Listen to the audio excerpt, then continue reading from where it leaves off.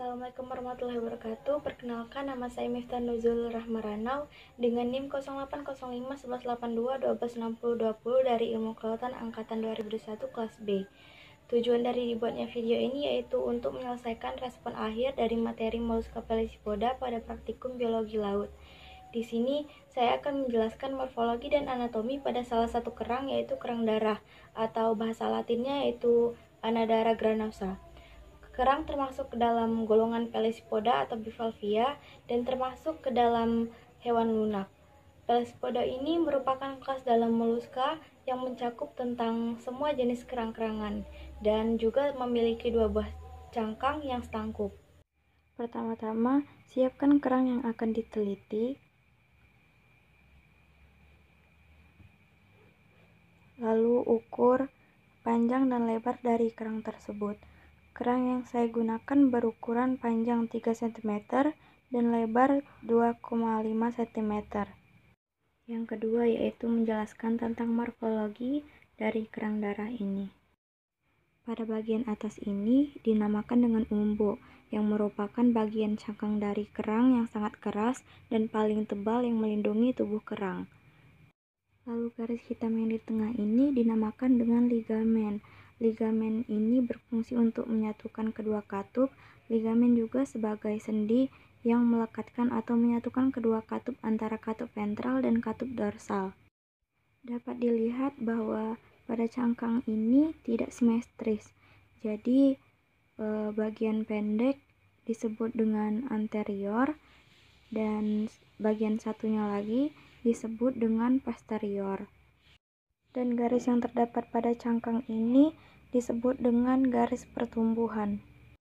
Nah, pada bagian yang belakang yang keras ini disebut dengan dorsal, sedangkan bagian depan ini disebut dengan ventral.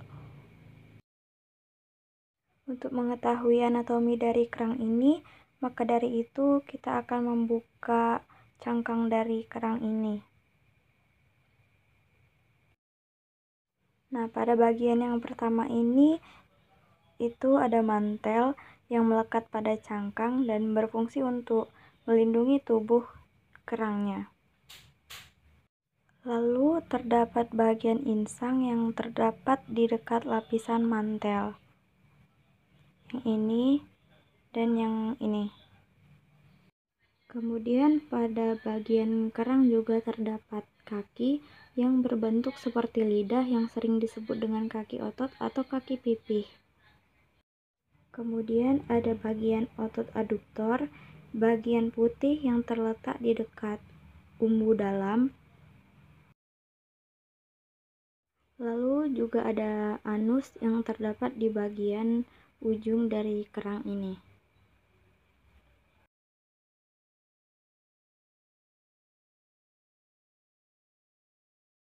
Pada kerang ini juga terdapat sistem peredaran darah berupa jantung yang terletak di bagian perut dari kerang ini, di bagian ini.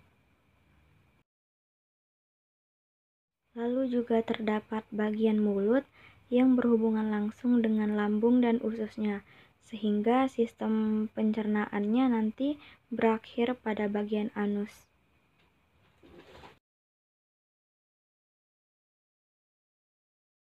Yang terakhir yaitu terdapat bagian saluran sifon atau saluran keluar masuknya air yang terdapat di bagian posterior atau ujung kerang.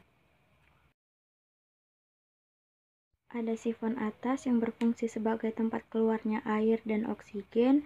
Ada juga sifon bagian bawah yaitu tempat masuknya air dan makanan.